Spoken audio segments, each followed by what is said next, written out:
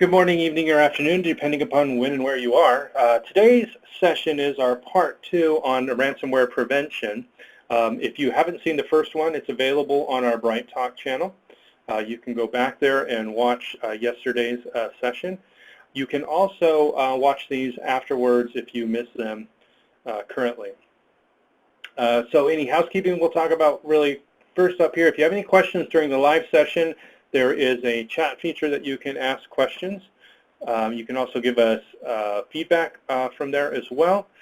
And if it's after the session that you watched it, after the live session you watch this, you can go ahead and send it to our website at learnsecurity.org. Rob or I will get back to you with whatever questions you have. We also appreciate any feedback you have on what you would like to see in the future for future sessions. If you need CPE credit, Bright Talk keeps track of how long you are on the session, so you can look in your transcript area and it'll tell you how long you've been in there so you can track it for your self-reporting. If you would like to see more of our sessions in the future, please follow us. The slides are available for download, and the questionnaire that we have is also available if you look at attachments and links from the Bright Talk channel. Without further ado, I guess the first question, and me and Rob were just talking about this on the line. Say hi, Rob. Rob's here too. Hello, everyone. We were talking about this just before this, and one of the questions that we always talk about is there's like an imminent, I don't want to say imminent danger, but there is like an imminent danger that someone's going to get hit with ransomware. And one of the things that we find that's really hard is when we talk to clients or organizations and we tell them, hey, this is something you need to take seriously, they either feel like they are prepared for it, they're like, oh yeah, we haven't been hacked before, so we don't, or they just kind of ignore it and say, well, we'll get around to it. The interesting thing about this is something that's very timely and something that we need to deal with very soon. In fact, the federal government recommends immediate action on these items. So I have to say that one of our clients got hit with ransomware, and they got our checklist the day before, our updated checklist the day before. Now, mind you, 2 months prior to that, we sent them the initial checklist, and I don't know if they did anything towards that, but they just got hit right after it. So don't be that statistic. You want to take care of things. And don't be too optimistic about it. I love this quote from Darth Vader. The Emperor does not share your optimistic appraisal of the situation. And I think sometimes that's the way it is. People feel really optimistic about how their security is, but they really don't know. And one of the things we want you to do is go through the questionnaire, figure out where you are. Do you have gaps? And if you have gaps, how are you going to fill those gaps? You want to be able to make decisions based upon your risk profile. So one of the things that we always try to talk to management about is you want to be able to make informed decisions about whatever it is, whether it's budget or do we need to buy a new firewall, do we need to get rid of that antiquated, old, obsolete system. They need to have an idea of what the risk is of having those things in place so that they can then manage appropriately. If you try to manage something and you don't know what the situation is on the ground, you're going to be making possibly mistakes. And so you want to avoid mistakes like having your entire organization locked out of their systems, right? So we don't want to be too optimistic about where we think we are. But one of the things that I just actually read this yesterday, I don't know if you guys saw or heard of Jim Mathis's new book, but he was talking about warfare, and he says, if you want the fewest big regrets when a surprise strikes, you must provide ahead of time the doctrine and resources to respond. And that is absolutely true when it comes to cybersecurity as well. If you want to have the fewest big regrets, in other words, if you do get hit by ransomware, are you going to be able to quickly recover? And then hopefully the better situation would be able to avoid it. If you want to have either to be able to avoid it or be able to respond appropriately with it, you need to provide in advance the resources to be able to do that and to be able to respond. And when he says the doctrine, he's basically talking about policies and procedures or governance. So you need to have that in place in order for you to be able to respond so that you don't have any big regrets. And big regrets we talked about yesterday and what some of the especially local governments that have been hit, the cost that has been associated with their breaches. So we want to make sure that we provide in advance, and that's hopefully what we can kind of help you with this questionnaire. Again, the questionnaire is free. We set it up so that you can go ahead, download it, and you can work through it yourself. You don't need us to help you. Some organizations may not have the time or staff to do it, and we're there to help if you need that help. The one thing that we do differently is we actually do a risk assessment. So we fill out the questionnaire, then we come back with a risk assessment that has an executive summary, and then we give you the detailed recommendations. You need to do these following things to prepare yourself or to lower your risk to a lower level. But go ahead and check out the questionnaire. We've changed already. It's just because based upon information or intelligence that we've got about other ransomware incidents that have happened, we're going to prioritize some of the questions, and I think there was a couple of mistakes, and there needs to be a little bit of clarification on some of the questions. Some of the questions make total sense to me, somebody in cybersecurity, and Rob, but when you ask regular IT folks, they're not sure what the vernacular means, and so I think some of that needs to be cleared up to make the questionnaire a little bit better. But where do we get this information from? So the federal government has been working with a lot of agencies, small and large, that have been hit, and we want to take the lessons that they've learned from their incidents and work towards a best practice that we can have from what has happened in the past. So part of what we want to do is prepare for the worst. You know, they always say hope for the best and prepare for the worst, and that's what we sort of want to do here. So assuming that you did get hit with ransomware, what can you do to make the recovery as fast as possible? Of course, our primary goal is to make sure that it doesn't happen, right? So we do want to hope for the best and prepare for the worst. And I hate that statement. I actually think you should prepare for the best and prepare for the worst. You can't really hope. You have to actually take action, right? So we want to take action either way. So the interagency, government interagency came out with this guidance, and it's from all the different departments, Department of Homeland Security, CIA, Department of Defense, Secret Service, a bunch of other guys, all get together and say, okay, based upon what we've seen, this is what you definitely need to have in place. The CISA also, which is the new agency that kind of spun off that deals with cybersecurity, they actually came up with their recommendations as well, and we also got some information from the UK, their center, the National Cybersecurity Center from the UK, and we kind of put that all together in this one checklist, so you weren't having to go to 3 different locations to find it. And many of these guidances are just a narrative form. In other words, it's just a bunch of paragraphs saying that, hey, by the way, these are some of the things you probably should have to have, and they don't get too much into them. A lot of it's shorthand that if you're a cybersecurity expert, you read it, you're like, okay, I know exactly what they're talking about. And if you're not, then you're like, okay, what did they mean by file integrity monitoring? So some of these things are little, we call it the language of the discipline, right? We're all cybersecurity professionals, so we all just assume everybody understands what we're talking about, and I don't think that's always the case.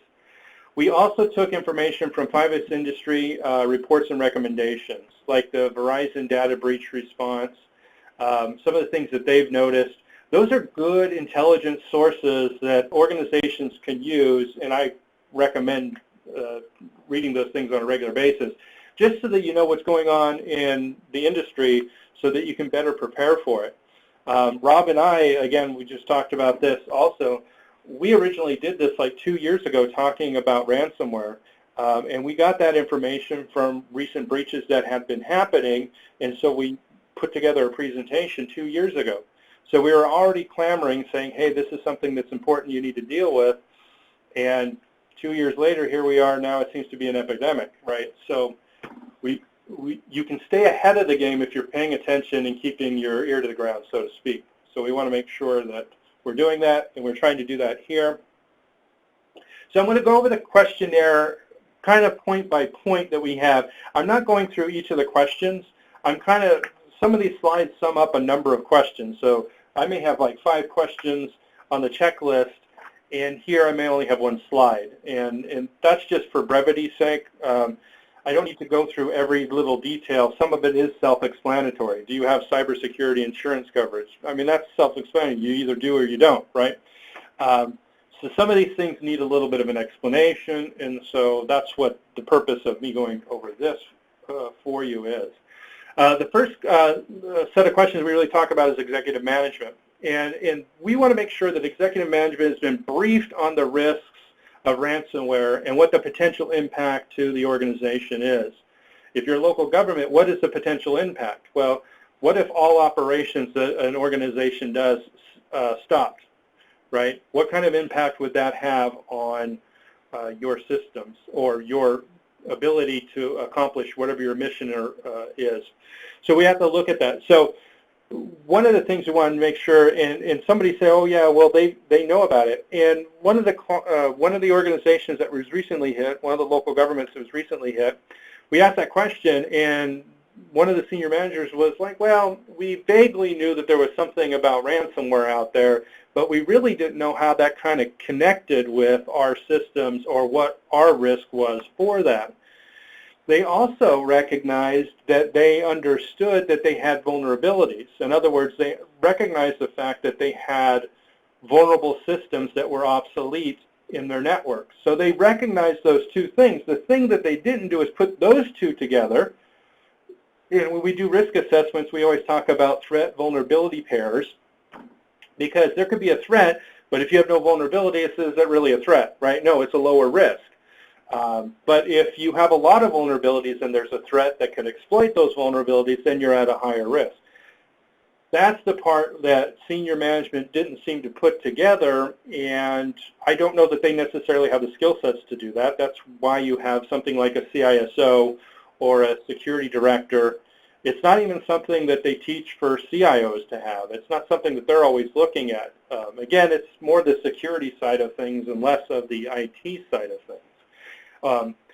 Risk managers also, I was just talking yesterday with a risk management organization, and they were talking about, hey, we're great at talking about risks related to tripping over sidewalks and, workers' comp claims and all that kind of stuff. He says, we also know that there's cyber risks out there, but we don't have a really good firm grasp on how we implement that into this whole entire process within our organizations so that management can make informed decisions, right? And so that's what we want to be able to get in there. So this means that somebody has sat down with management and said, okay, based upon us filling out this questionnaire, this is where all our gaps are. We're at a level of low, moderate, or high, or whatever scheme that you want to come up with how you want to represent the risks. Explain to them what the risks are. Explain to them why some of the recommendations are necessary so that they can then make the decision, oh, we need to spend money on remediation, or what other types of things can we do? And one of the other things you can do is buy insurance coverage or additional insurance coverage, right? So management has to make those tough decisions, where they're going to spend the money and how they want to mitigate it. And usually it's not really IT's job to make the decisions for what level of risk is acceptable for an organization. It's typically executive management that needs to make that decision. And they can't make that decision if they don't know, or if they're flying blind, or everything is just, IT guy walks past you in the hallway and says, yeah, there's ransomware out there, we should probably do something about it. That's not a briefing, right? And the organization's been hit, that's kind of the way it was prior to being hit. The other thing is, had senior management had the discussion of possibly paying the ransom? And have they discussed that with legal counsel, and they have to discuss that with their insurance coverage? Both of those are kind of questions. I was just talking, like I said, yesterday with the risk manager for a local government, and that was one of the questions we had. We discussed that quite well, and what are some of the downsides of paying it? I mean, the upside is you can get your systems possibly back. You got a 75% roughly idea that you would get your information back or you get your systems back. In other words, that they would honor what they said that if you pay, that they will give you access to your systems back. But the question is, what if the actors behind it are North Korea, and then you're paying an enemy of the United States, right? You don't know that necessarily, but that is a potential that could be happening. Definitely, if you knew that it was an enemy of the United States, then that would definitely be illegal. So you have to kind of tread lightly on this type of thing, right? And like I said, I don't want to have to be the person to make that decision. I would be the person telling you, hey, this is what you need to think about. These are the things you need to consider if you were going to do that, and then leave that up to management to make that decision. It's a hard decision to make. And when you saw yesterday when the ransom was $50,000 and the cost of recovery was $18 million, that's a big difference, right?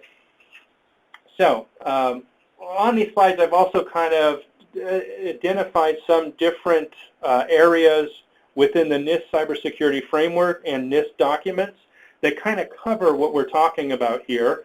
And then I'll talk about why I'm doing that at the end. But so the cybersecurity framework is a list of objectives for cybersecurity, and it's really good because then IT can kind of use that as a guide to report to management about how well they're doing. The problem with the cybersecurity framework is its objectives, and it's not like tasks, go do this, you know, do vulnerability scans once a month. It doesn't have that type of information. It basically says you have to have a vulnerability management program, right? So it's like an objective, you need to manage vulnerabilities. It doesn't tell you prescriptively how to do that. NIST 853, which is a control catalog, actually does give you all the meat for that and tells you exactly how to do those things. There's also the risk management framework that NIST has, and the whole point of the risk management framework is to make sure executive management is informed of the risks. So this risk management framework, which a number of local governments have a hard time implementing because they don't know necessarily how to do it, we certainly helped a number of our organizations implement a form of this. This is what the federal government uses, and some of it seems a little clunky to do in a local government or a small government, but you modify it to fit you, right? So that the whole idea is making sure that management is informed, right? So some of the stuff is very federal government specific. You take all that crap out, and then you just implement it so that it works for a local government. There's not a lot of it. For most of it, you just follow the gist of it, and you're good to go. It helps make sure that executive management is informed, and that's what we want to make sure happens. You know, so cybersecurity insurance is something that we want to ask, do you have it? Is the coverage adequate? Like, we know how much it costs Atlanta and Baltimore, right, $18 and $17 million. Is your coverage going to cover that? Is there any exclusions in it? So there's a lot of insurance carriers that have actual exclusions in it. It says basically if you're not doing X, Y, and Z, we're not going to cover you. And so you need to make sure that, or if you fill out the application, because they all will ask you, are you doing this, are you doing that? Do you have a business continuity plan? Do you have backups? Are they offsite? They'll ask you some of the same questions that are in my questionnaire that we've developed. They will ask you the same questions, and if you say yes to it and it turns out you're not doing it and then you have a incident happen, they may decline coverage. So you want to make sure that you're covered and that you're doing everything that you need to do and that there's no exclusions in there. Some of them now are, if you do a risk assessment like we're talking about that you can use with this questionnaire to do, some of them are giving you discounts if you are doing that, or you're doing some type of preparation, or you have an incident response plan and you do exercises. So some of the insurance carriers are actually giving you discounts if you're doing those things. And what we found in 2015, only about 20% had cyber insurance of organizations. In 2018, it's gone up to 42%. So there's been this huge jump in organizations saying, hey, we need to get cyber insurance in case there is a breach or in case there's ransomware so that we can be able to cover the costs. They also, one other thing I have to mention is that some of the insurance carriers, if you have, if you use their forensics or incident response people in the recovery effort, they will, as much as will cover twice as much as if you went to your own outsourced other organization to help you with recovery. So the insurance companies are definitely trying to get you to make sure that you have the best preparation and the best people to kind of help you recover if you needed to do that. And again, NIST Special Publication 853, like I said, is a whole list of control catalogs. This one really kind of just falls under risk management, and there's nothing in particular that says you have cyber risk insurance. But under the risk management, one of the things that you can do for risk management is buy insurance, and so it kind of fits under that, but it's not specifically stated. And the cybersecurity framework, again, also has an objective that we do risk management, and that would be where that would kind of fall under. And again, remember, the cybersecurity framework is going to be very broad, and they're not going to be very specific on stuff. Cybersecurity awareness is like one of the next biggest things. One of the things that we have found is that cybersecurity awareness, in other words, that your staff knows and can respond to an incident. It's not just about training, because that's important too, but it's really just about awareness. Do your folks know that they should not be clicking on links in emails if they don't recognize it? Do they know that if someone calls and says, you know, I'm changing my ACH information so that you can pay us our next bill on this, you know, with this new account? All of those should be triggers for your staff to say, hey, I need to ask the next question, like, why are you changing that? Or I need to get some type of extra confirmation to make sure that you are actually the one asking for it, and not trusting necessarily an email that comes in, even if it looks like it's coming from that individual. So you want to make sure that they're able to respond to this. One of the organizations we are aware of that was hit with ransomware had a ton of fake emails coming through just prior to the incident. So most likely it was a very targeted attempt on that organization, and just prior to that they were getting a lot of phishing emails. And I wouldn't call them phishing, I'd call them spear phishing. There's a difference, and you can watch yesterday's presentation or part one to hear about that. NIST talks about having a cybersecurity awareness program. It's covered in the cybersecurity framework, the control catalog 853, and NIST has its own publication just for how to set up a cybersecurity awareness program for that. Something in here, just copies of the sections and what is covered under 853 and 850. One of it is about building an information technology security awareness and training program. I should say that 850 is a little old. I mean, it came out in 2003, but there's not much that's really changed about setting up a cybersecurity awareness program. And there's a lot of good stuff out there for that. Business continuity is the next thing. So assuming that you do get hit, how do you get operations back up and running as fast as possible?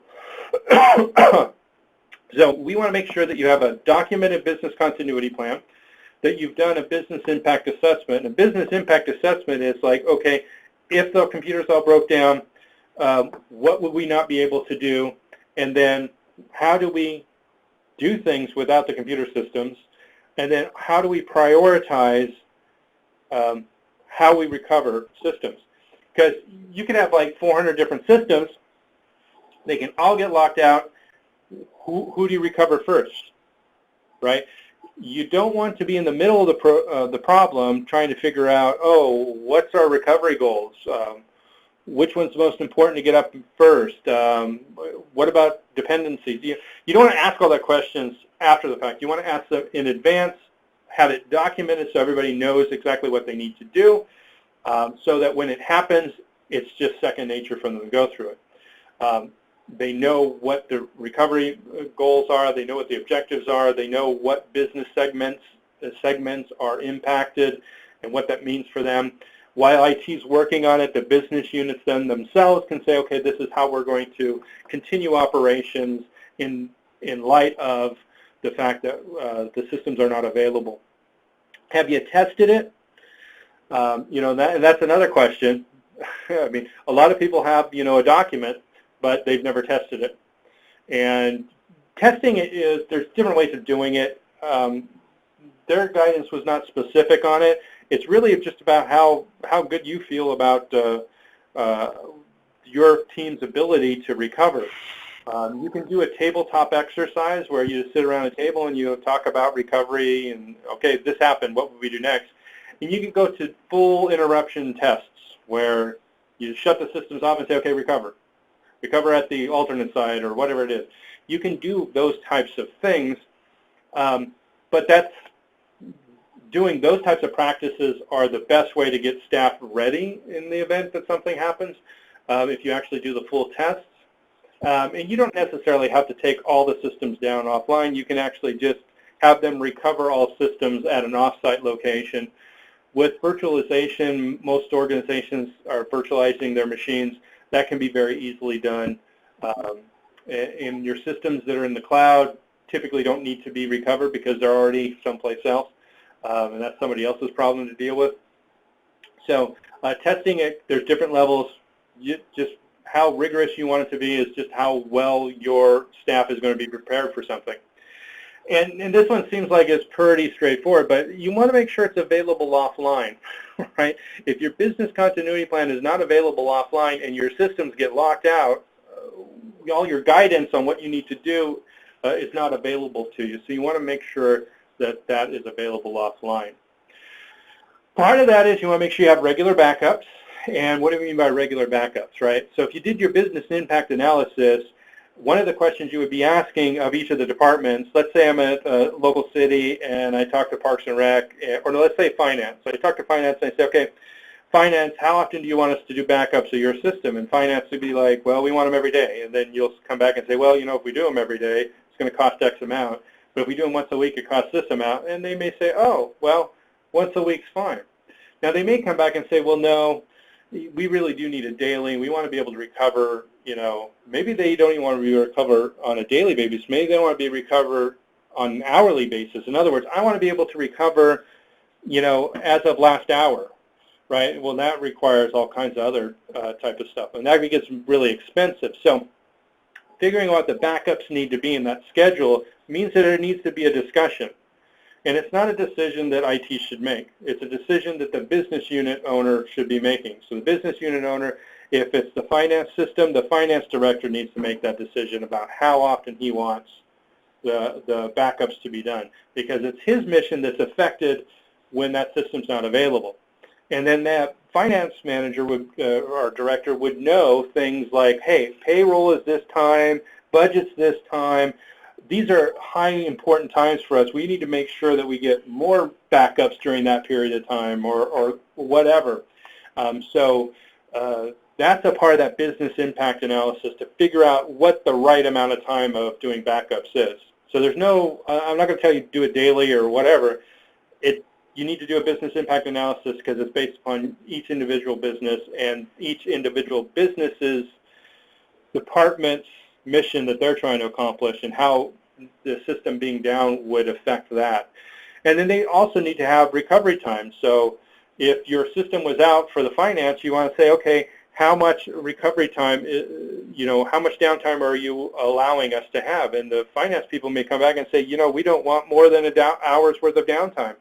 Well, now that becomes, they need to understand that, and this is where IT goes back to them and says, okay, that's going to be this expensive to make sure that we can do that. But there's ways of making high availability into systems, but that discussion has to happen before you can figure out how regular backup should be. Have you tested those backups? Does the backups include everything, including systems and data? So in other words, do you have the configuration for the application and the whole entire thing? You want to make sure everything's backed up, including the data. Are they protected from being modified? And do you have them air-gapped? In other words, you take a backup and then remove it from the network. Because what we found with ransomware attackers is they try to get into the network, and once in, they try to find out where the backups are and try to encrypt those as well, because you're more likely to pay if they've also taken out your backups, right? So you want to make sure that. The other thing is, you'll see down a couple of these slides I see in cloud. In other words, I want to make sure that the entire enterprise information systems is covered in these backups.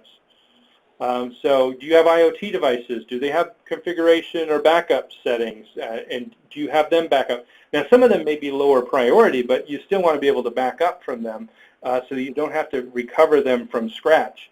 For example, we have a system that controls our conference room, and there's a bunch of configuration for that. And that configuration took a long time for us to figure out, one, how to do it, and then two, it just took us some amount of time to do it. It'd be really nice to have a backup of that configuration so that, yes, it's going to be low priority, it'll be probably the last thing we recover, but instead of making it, a whole day thing and trying to configure something, we can replace it in 2 minutes if we have the backup. So we make sure we have the backup for all of our systems, including our cloud systems. What if the cloud system gets hit? Do we have a backup of that? So we want to make sure that we have those things. And the OT, which would be more like the SCADA type of systems or industrial control systems, not all organizations are going to have OT, but if you're a water district, you will. So what if your water district pumps all got locked out, right? What are you going to do about that? So do you have backups for those? So that's part of the question, why we want to make sure that you're covering the backups for everything, not just some systems. Inventory. So again, you'll see IT, IoT, OT, and cloud in there because we want to make sure we have inventory of everything, including any third-party services that we rely upon. So we want to make sure that we have all of our data listed and what kind of classification of data it is. Do we have PII, personally identifiable information? Do we have PCI information, payment card information, or cardholder data? Do we have HIPAA-related information?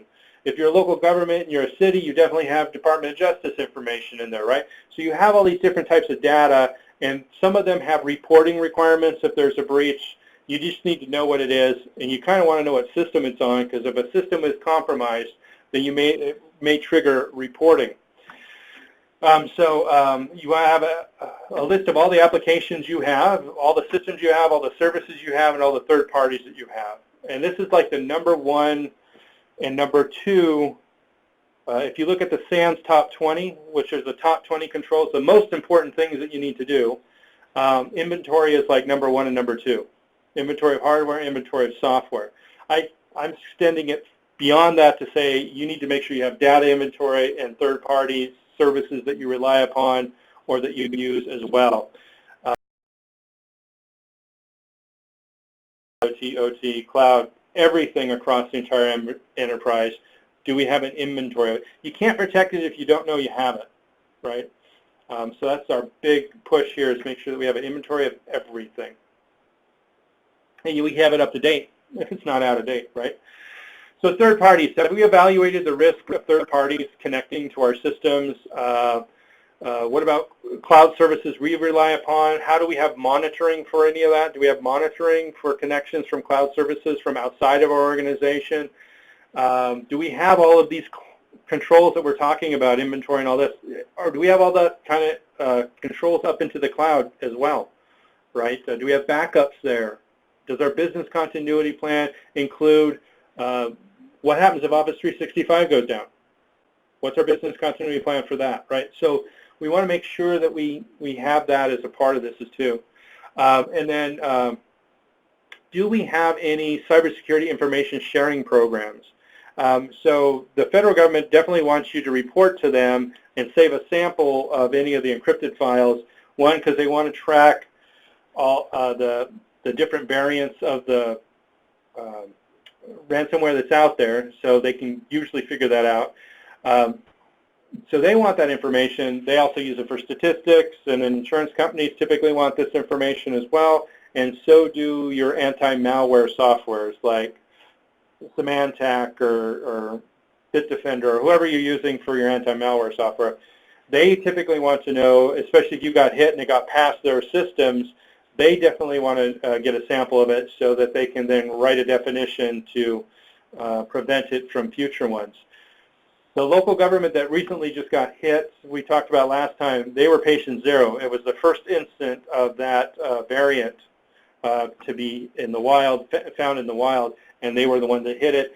And the organization that they use for anti-malware asked permission to share that sample with all the other anti-malware vendors out there so that they can all better prepare for that. So that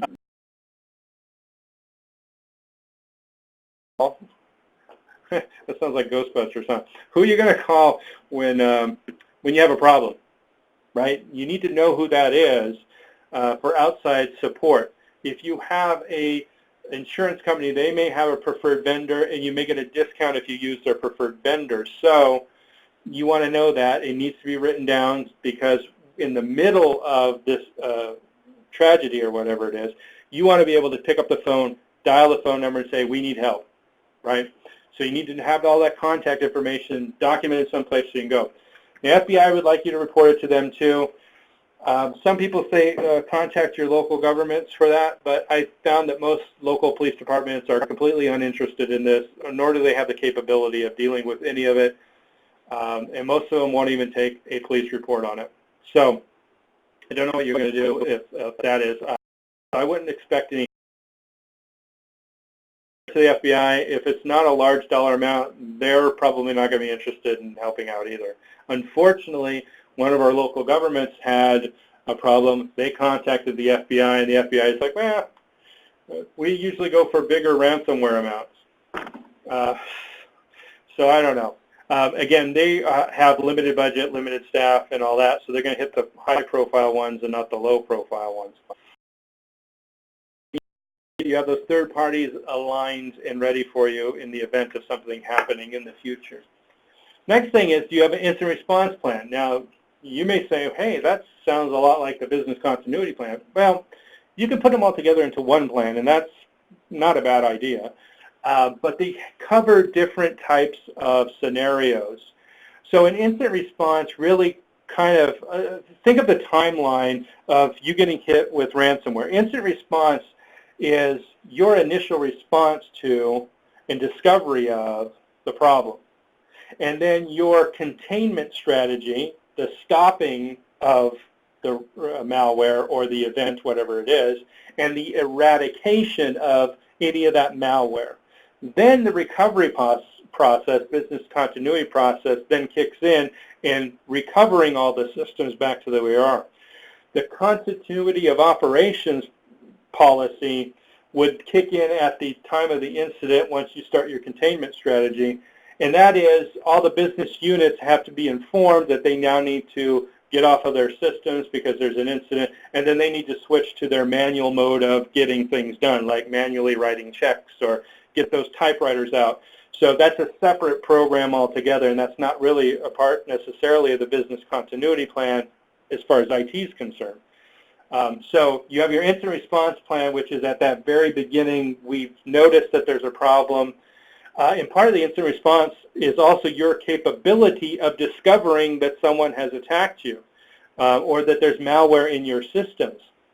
And we talked yesterday that the time to live for malware in your networks is an average of 180 days, which is 6 months. So how do you take that 6-month period as the average and you lessen it to as little as possible so that your organization, one, can respond to the malware sooner and catch it sooner. And so that's what you really want with the incident response, is being able to detect, being able to respond, contain, eradicate, and then start the recovery. And part of that is how do you take the lessons learned from that and then implement a better incident response plan for the future. So there's this whole, Rob and I were just talking about this just before we got on, and that was how do you, what do you want to call it, quality control or the Six Sigma type of thing. You take the output from whatever happened and you re-put it in to reevaluate your response so that you get better, you're constantly improving going forward. That's the whole thing that we want to do. If you got hit once, okay, it's a learning lesson. Let's make sure it never happens again. What can we learn from that?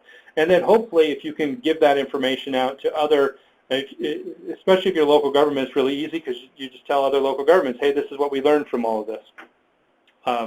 And then hopefully other ones will take the lessons learned and not, have the same problems.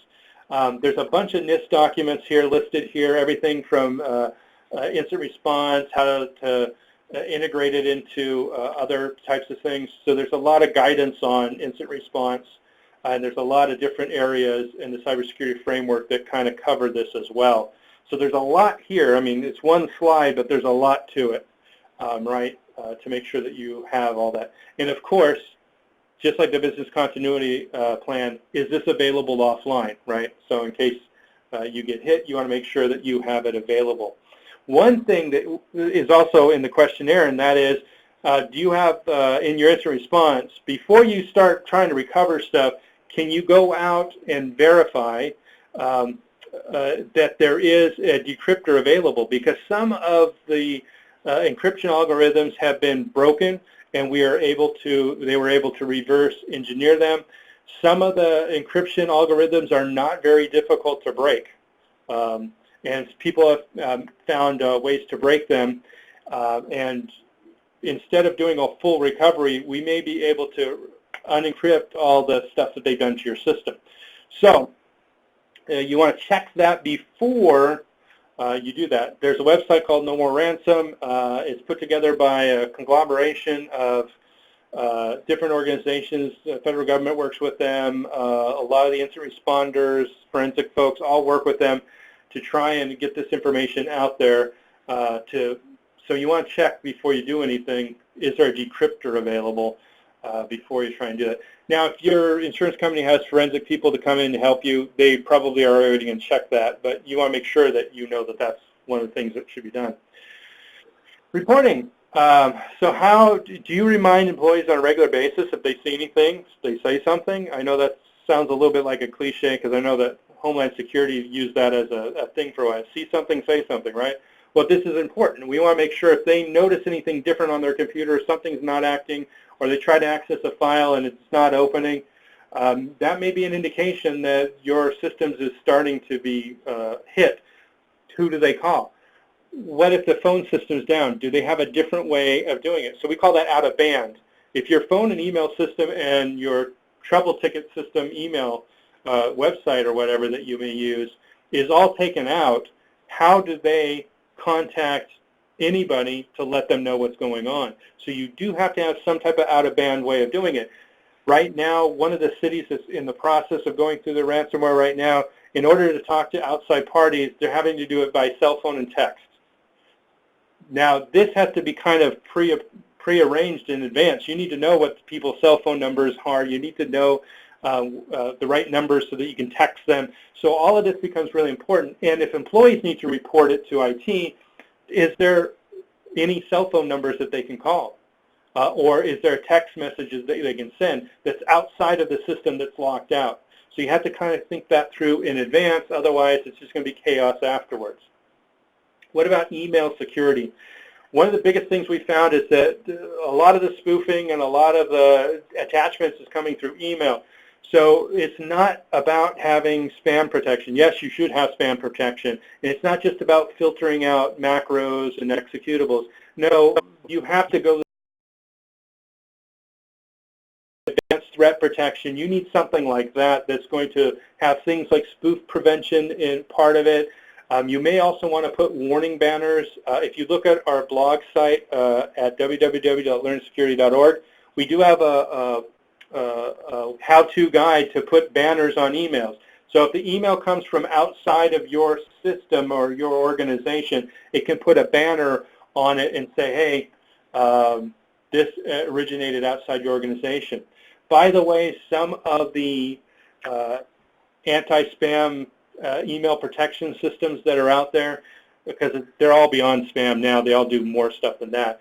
A lot of them may have that capability of putting that banner in there. If you have Microsoft Exchange, you go to our blog and you find, I think it was last year maybe that we posted it, but if you just look through our blog, it's self-explanatory once you find it. It tells you how to fill it out or make it work in Exchange or in Office 365 if you're using Exchange and Office 365, how to put the banners on yourself.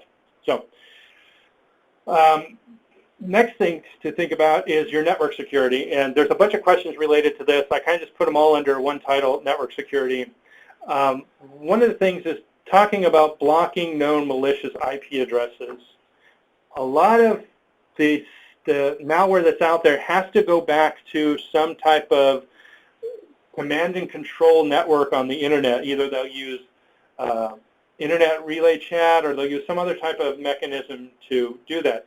You can block some of those protocols from your firewall from getting outside your network. And I think one of the things, and it's not in our checklist, so this is just an add-on thing that I always recommend, but it wasn't recommended in any of the federal government stuff, and that is outbound rules for your firewall should also be restrictive. In other words, we have it set up so that inside of our network, all systems have to talk to one DNS server inside, and then that one DNS server can only talk to our service that does DNS filtering for us. Our firewall prevents any DNS traffic out other than from one IP address, that's our internal DNS server, and that DNS server is only allowed to go to one place on the internet to look names up. Now it does create a fault. In other words, if one of those, I got three things in line here, if one of those fails, then nobody can get anything off the internet, which that may not be the end of the world either. But we have it set up because one of the ways that organizations try to control their malware that's inside their network is, especially when they're trying to move stuff out, they try to use DNS packets that have encrypted payloads to exfiltrate information out.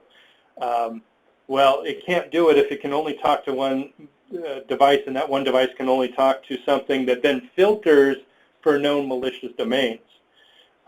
Now, you can't, the problem with malicious domains is I can go out right now, if I'm a hacker, I can go and buy any domain name I want, and then I can tell all my bots to go to that domain name, and then I can change it to another one, I can change it to another one, and I can just keep on buying and burning those ones. So even if you're trying to filter DNS requests, it may not necessarily prevent it. So anyways, long story short, sorry for all the non-IT folks listening in. You're probably like, what is he talking about?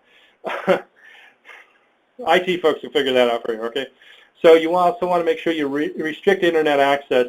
They were recommending in there that you may want to curtail access to social media sites. That one's kind of hard because I had one client who blocked all the traffic. Unfortunately, like a lot of places are using things like YouTube for training videos, or like Bright Talk, you're watching a thing. And sometimes things like Bright Talk may be classified as social networks, and then you get locked out of them. YouTube definitely is considered a social network, so you would not be able to see those videos or training videos that may be available out there. So you kind of have to be careful about that.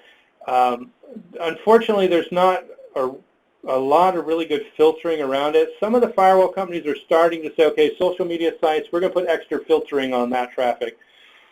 That might be a good idea. So look at whatever firewalls you have and see what they can do. And then finally, network segmentation.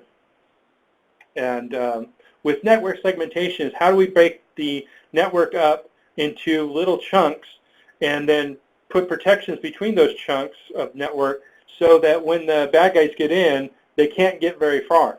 What we have found is when someone gets in, and we talked about this in yesterday's session, they like to move around. We call it lateral movement. They like to move around inside your network to try and find everything. Well, if we make it into little sections and put firewalls between those sections, it makes it harder for them to get around. And that's what we want to do. We want to make it as hard as possible for them to get us. And we don't want to have a hard shell and a soft GUI center. We want to have a hard shell and hard shell. I talked about yesterday, that layers of defense. You want to make sure that they get past the other one after that. Make it as difficult as possible for them. A lot of organizations are not great about network segmentation because it's not necessarily easy. It takes a lot of planning, a lot of testing. You have to figure out, like, how do I get my phone system into that other segmented network? Well, maybe there's a different segment. Maybe the phones are their own segment, which, by the way, is a good idea in hindsight because we found that some of the malware actually resides on some of those phone systems. And we found that even phones, desktop phones that are, IP-based, have vulnerabilities as well, right? So, and if those vulnerabilities get exploited, what are you going to do about that? So network segmentation is going to be really, really important. And by the way, talking about local governments who actually have segmentation requirements, they are required to separate the city's network from any of the networks that deal with the police department, the Department of Justice requirements. And at least 2 of the local governments that we know of had ransomware get into that network. Now that should be sobering. So network segmentation itself doesn't even seem to stop it. That segmentation that they have is not adequate because it was able to be circumvented. It needs to be readdressed. And so it's something that everybody should, at this point in time, look at. Hey, yeah, we're supposed to have this separate, and how did the malware get in there?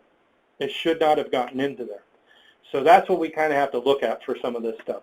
So network security, out with the old. Everybody hates to hear this. You got to get rid of all the old stuff, not just the old hardware. I'm talking about obsolete, out-of-date, unsupported applications, devices, operating systems, all need to go. Sorry, it's expensive and you didn't want to hear it, but as an auditor, I go out and see local governments all the time. I was out one last year. They still had a Windows 2000 box. That has been out of service for so long. It's not even funny. You also want to get rid of obsolete protocols, like server message block version 1 specifically is called out by the federal government, by CISA actually, specifically called out as one of the protocols you need to not be using. Any of the SSLs you probably don't want to be using. You want to be using the newest version of TLS. Now that is more of a privacy concern, not really so much of a concern towards ransomware, but it falls under the same idea. You need to keep up with it, and I know you don't want to, and it's expensive and all that. You need to look at a new way of looking at IT and understand that it's dynamic, it's ever-changing, and the risk changes. And the older software, hardware, and services get, or operating systems, the older they get, the more out-of-date they are, the more likely they are to have vulnerabilities that are unknown, the higher your risk is. So you have to consider that, and we had one client come in and say, hey, you know, Parks and Rec is telling us they can't really update the software. So what are we supposed to do? Well, you got to think about that. Okay, what are you going to do? If it's more vulnerable, what are you going to do about it? Well, are we going to segment it onto another network, or are we going to, what are our protocols going to be for dealing with these old, obsolete, highly vulnerable systems? We don't want that system to be the way hackers get into our overall system or stay inside of our system. So what are we going to do about that? So, and of course, the standards are all support this, and that we should do all of this. Patch management. Do we patch things? How often do we patch things? Is that process centralized? Do we do it within 30 days? Now, my question here doesn't ask that. PCI requires that you patch things within 30 days, and it's just really good idea that you patch things within 30 days. We have enough zero-day vulnerabilities. In other words, vulnerabilities that the day they come out or the day that are discovered, hackers are already attacking them. If there is a patch that comes out, you want to make sure that your system has that patch. We have found when Code Red came out, which I know it goes back a long ways, but a lot of organizations got hit by Code Red with, it was a worm that attacked, was it SQL Server, right, Rob? I think that's what it was? Yeah. So Microsoft had a patch, and people were getting hit 6 months after Microsoft had a patch for it. People were even getting hit a year after Microsoft had a patch for it. There was a patch that existed, and if you would have patched it within 30 days, you would not have been hit, right? So this is why it's we stress this. Patch management process has to be spot on. It really does, because that's where a lot of our vulnerabilities are. So we want to make sure it's up to date as much as possible. And that is a little bit of a task. And so IT would probably ask for some more budget to get that done, but it's really kind of important that we do it. And again, I want to stress, we need to make sure everything gets patched. IT, IoT, OT, cloud, if there is anything in the cloud, and firmware. get to firmware too on printers and stuff like that. We need to make sure that if we have some type of firmware that's connected to the network, that it's up to date as well. So anything, I look at it this way, anything that's on the wire, what is our patch management process for it? The cameras. You have cameras? Do you have a patch management process? Is that handled by something? A lot of these consumer devices that you plug in there don't necessarily have a type of patch management process. The question then is, we either segment them off on their network or we don't use them, right? But management needs to know that to make a decision, right? They need to understand the risk of, hey, we have these cameras, they're commercial grade, they're not commercial grade, they're like consumer grade. If we use them, we need to realize that they don't have a patch management process for this. That needs to be a part of that decision at the very beginning, whether we buy something or not, right? Can it integrate into our processes? And if it doesn't, even if the other department says, hey, we really want this, we need to make sure they really understand the risk. And then, great, they say, yes, we really want to use those cameras. Okay, there's not a patch management process, so what are we going to do to kind of mitigate that? Is that going to be a separate network? Or are we going to do separate switches and routers and all this? Whatever we're going to do, we just want to make sure that we know what the risk is and that we're going to address it one way or the other. Configuration management. This is making sure that all your systems are configured appropriately. Having a baseline for that and having a mature change management process and configuration management means that you're monitoring the configurations on those devices regularly. So in other words, there's a test that goes out to see if all the systems are maintaining that configuration. And if they're out of configuration, it should send an alert, and some IT admins or whatever should go out and make sure that that system gets back into compliance. Because vulnerabilities come in two parts. One is a vulnerability that needs a patch to fix it, and misconfiguration. So we want to make sure that we have a configuration. We test that configuration on whatever systems that we can, verify that it's a good, solid, system, and then we want to make sure that when we deploy it, it stays that way. What typically ends up happening is we may set up a system the way we think it ought to be set up, and if we don't have a good configuration process in place or change management process, what we end up with is not everything is set up the same. So every workstation is kind of like its own thing, maybe a little bit different here, a little bit different there. That leads to vulnerabilities. It leads to no insight into what's on your network, and that just gives the hackers a field day in getting around your network. Also, one of the things is file integrity monitoring.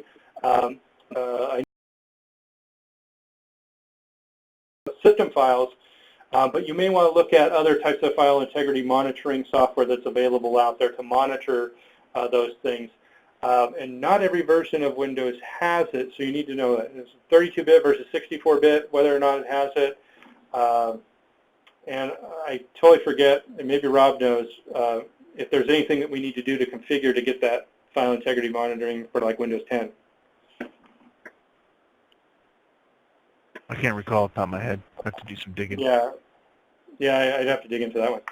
Vulnerability management, part of that is, so part of this is running regular scans. And what do we mean by regular? I don't have it in the questionnaire, but it should be probably monthly at the very minimum. Doing it every 6 months is probably not adequate, right? You want to know that you have a hole so you can fix the hole, right? So we want to make sure that we're doing that on a regular basis, doing internal and external vulnerability scans. For a number of our clients, we're doing internal scans for them. So the IT staff doesn't have to worry about it. We run the scan, we give them the reports, and we say, here they are. We have other clients that do their own internal scanning. Whether who does it is not really the biggest issue. The fact that it's being done properly and on a regular basis. You want to make sure it's done. You want to make sure we're scanning everything. Again, we're getting back to what do you want to scan. Scanning OT can be a little bit hard, so you may need specialized tools for doing any type of vulnerability testing for that kind of stuff. But for IT, IoT, cloud-based stuff, you can all do the scanning there. Especially if you have virtual machines in the cloud, a lot of people forget to configure them. A lot of people forget to put them in as a part of their patch management process, because that centralized patch management process may be on-prem and not in the cloud. In other words, on-site and not in the cloud. And then the cloud VMs don't get covered, or the cloud applications are not getting updated.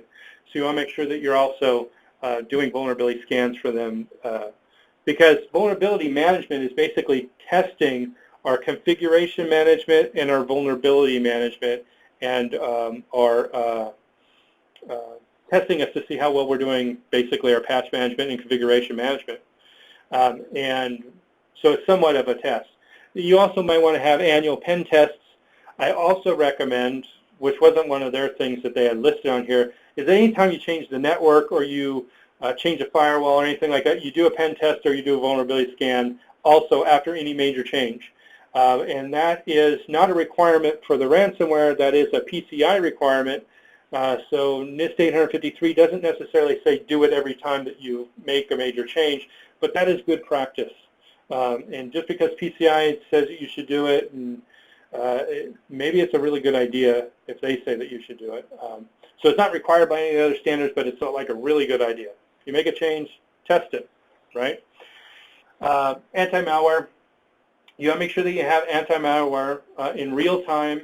You want to make sure you do regular automatic scans, and you want to make sure if it has ransomware prevention is turned on. There's a number of anti-malware softwares out there that have a separate configuration for ransomware prevention, and you have to turn it on.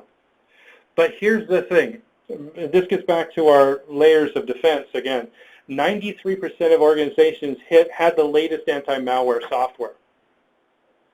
So what does that mean? That means that your anti-malware by itself isn't adequate, right? You want to make sure you go a step above and beyond with that. So you can't rely upon it, but you can't not have it, right? It's like the very minimum of having it. So if you think, oh, we have anti-malware, we're good, realize that that's not adequate. You need something far more than that. Access control. So this one's really, so access control is the interesting one because it's not just access control for user accounts, but it's just access control. Least privilege. All the privileged accounts that are out there, your admins, your root passwords, are you using multi-factor authentication for those? Multi-factor authentication can prevent somebody from taking control of a privileged account and then using it to escalate their privileges. So I know sometimes this is hard and expensive to implement, but it pays dividends because it makes it extremely difficult for somebody to control those accounts. Least access and least privilege. Least access means what access we give people to different things, and not just people or user accounts, but actually access for systems. My desktop should not be able to connect to anything in the whole entire network it wants to. Maybe we should do least access for it as well. How about least privilege? That's the ability to make a change to like a configuration in Windows or an application or something like that. How do we make it so that when a user has it, they only have the necessary actions to do their job?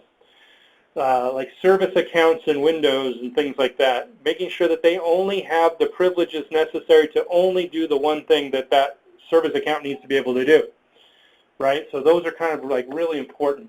We want to make sure that system and service accounts are also included in all of this, and application whitelisting, which is something that like NIST and other organizations have said as an optional type of thing.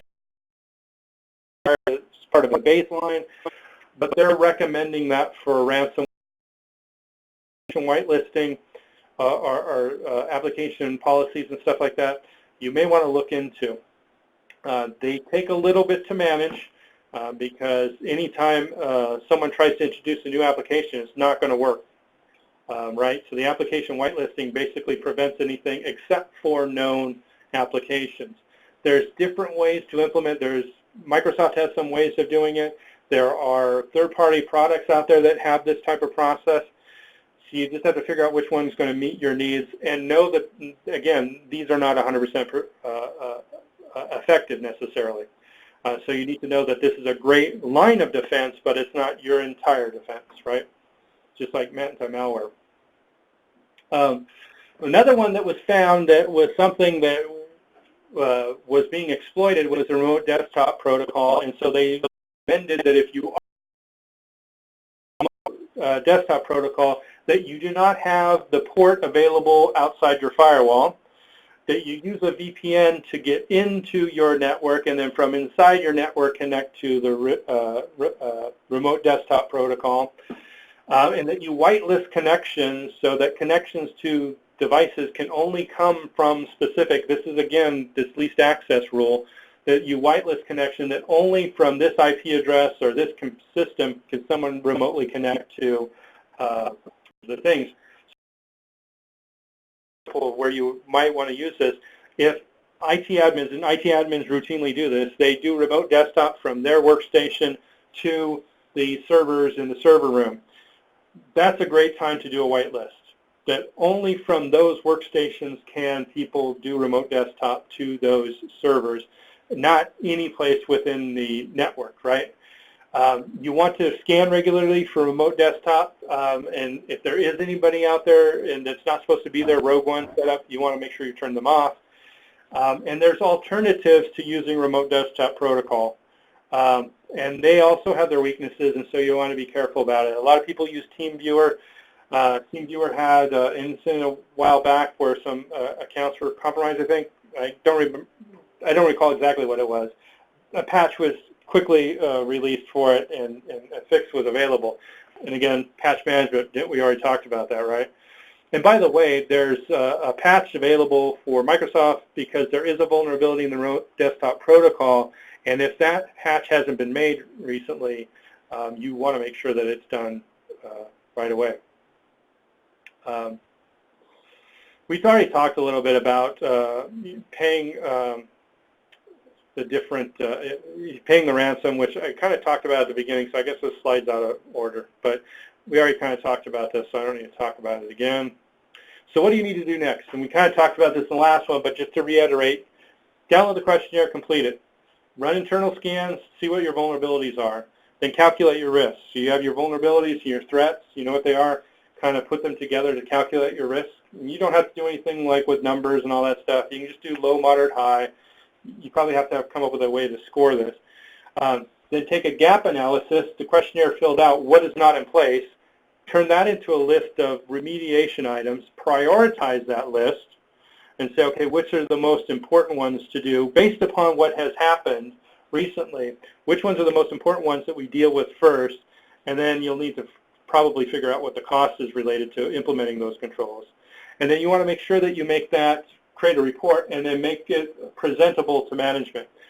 If you are a local government and you need to do a council presentation, it may need to be behind closed doors. The reason for that is this is security sensitive information, and that's a very specific type of information. That is information about your security posture, such that if it was released to the internet, could be used against you to attack your system. So this is stuff that should not necessarily be readily available. It should be marked as confidential, or if you have some type of system, we typically call it security sensitive information, because it kind of goes in line with the federal government's use of that similar term of classification of data.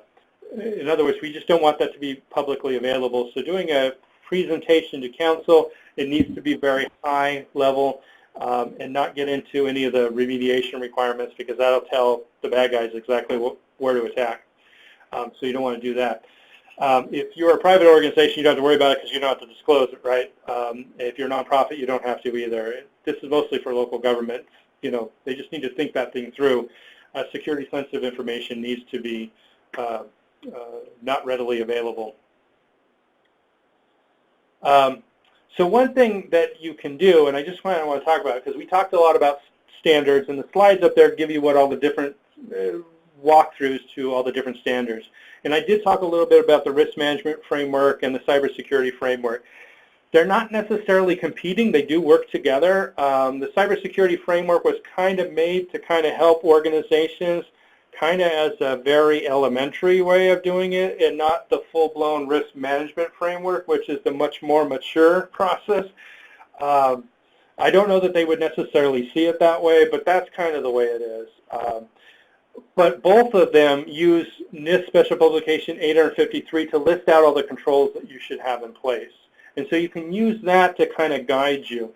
If you have OT or IoT devices, you have to kind of look to other standards to figure out, well, how do I implement this control on our ICS system or industrial control system or OT system.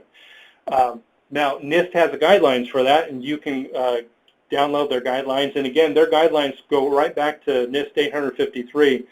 Almost everybody relates to NIST 853. So guess what my recommendation is? Probably implement the controls in 853, right? They have different baselines. They have low, moderate, high. The risk management framework helps you determine which level you should pick. The cybersecurity framework just kind of says, hey, for all these objectives, go to NIST 853 and find these controls. So you can go either direction to use 853 to get the specifics of what you should be doing. Now, the cybersecurity framework is really good in its core functions because, one, they want you to be able to identify your systems. You want to be able to protect your systems. You want to be able to detect something happening to your systems. You want to then be able to recover and respond, right? So they have this framework that they have set up that's kind of focused on incident response. So it's coming from that direction. The risk management framework, on the other hand, is coming from risk management perspective. So, but they're all pointing back to the same tasks or things that we should be doing. So we'll look at that. Now, why I like this is you can actually use the cybersecurity framework because it's easy for people to digest. You saw the last slide. It's like 5 points. Great. That's easy to do.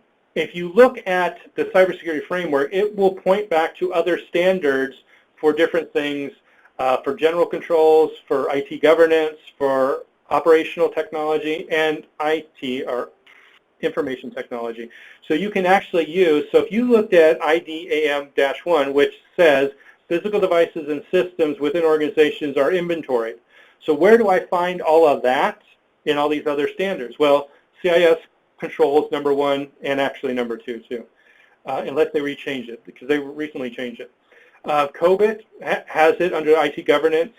For OT, ISA has standards, and there's the 2 sections that cover doing the inventory for that.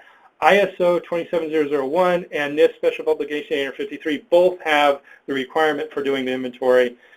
So you can see that they kind of can work together, and you can map back and forth. But you can also use the cybersecurity framework to kind of cover between IT, OT, and hopefully IoT sometime soon. I always recommend if it's IoT and there's no particular standard for it, implement 853 to the best effort that you can. Some of the stuff that 853 asks for may not work on IoT. So one of the examples in 853 is that you have anti-malware software in all your systems. Well, do you have anti-malware software on your printers? Do you have it on your routers? They do have it for printers. Some printers actually have anti-malware protection for them. Not all, right? So, but let's go to something like a camera, a security camera. How do you put anti-malware software on it? So if you're saying, oh, I can't implement 853 because I don't know how to do that. Well, no, it's not as difficult as you think. It's still susceptible to malware, so what are you going to do to prevent malware from getting on your camera? That's the question. That's the risk, and how are you going to do it? If 853 doesn't have the answer, and it has pretty much every control conceivable under there, you may be able to find some other type of control that you use as a compensating. 853 lists a bunch of compensating controls that you can possibly use. So you just have to kind of figure that you have to do some homework. Sorry. And I know people don't want to do a lot of homework. They just say, give me a list of 10 things I need to do and I'll be done. There's a lot of stuff that needs to be done, right? So you can use the cybersecurity framework to kind of step back from that, look at the IoT side of things and say, okay, I can do the inventory. How am I going to deal with malware with it? You need to ask the question, you need to figure out what you're going to do and then move forward for it. There's ways of doing it. It's just looking at it. That being said, download the checklist. You can find it on Bright Talk on our website. So in the Bright Talk session here under attachments and links, the link will take you to the assessment you can download. The slides are here available for you in case you want them and you want to check them out. And again, how we keep the lights on is we provide some services, and this is my only thing. I try to give you as much so you can do it yourself if you want. If your staff doesn't have the time to do it, fill out the questionnaire. We can help them fill them out. We can also then create a report, and we can even do a management briefing to help you with that. And that's what we can do, along with our other services we do, because we can do scanning internally for you. act as your CISO on a part-time basis, so you don't have to have one full-time. We do all that kind of stuff. Anyways, thank you for attending again. If you would please rate this session, we really like it. Please subscribe for future talks. If you have any questions after this, you can contact us on our blog. If you have any questions now, you got 1 more minute to let us know. And Rob, sorry I stole the thunder today too. Do you have any comments or anything you'd like to add? Sure. Just no matter what process or framework that you follow, that you continue to go through the reevaluation of that framework. So, in short, no matter what controls you put in place, always go back and reevaluate, reassess, on a continuous basis. And that's yeah, I think that's a really good. Yeah, continuously, that continuous part of it. The newer standard for the risk management framework is adding in the continuous monitoring for controls. And the federal government is working really hard to make sure that they can do all of that. And automated as much as you can automate. Some things can't necessarily be automated right now, like a policy review. It's kind of like a hard thing to automate. But checking the firewall rules on a regular basis is something that can be automated. So the retesting of those on a regular basis, make sure that they're still compliant. That's what you want to do. Thank you, Rob. I appreciate it. And thank you all for attending. We will see you next time.